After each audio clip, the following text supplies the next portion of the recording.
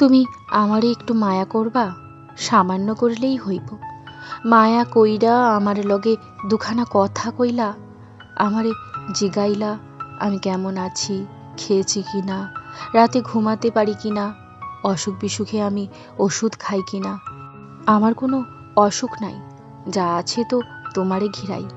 যেমন ধরো, তোমারে লাগে কথা বলার অসুখ, তোমারে দেখার অসুখ, তোমারে পাশে পাওয়ার অসুখ।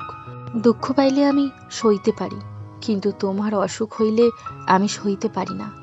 পৃথিবীতে সবচেয়ে ভয়ঙ্কর অসুখ কি জানো? কাউরে দু চোখ ভইরা দেখার অসুখ।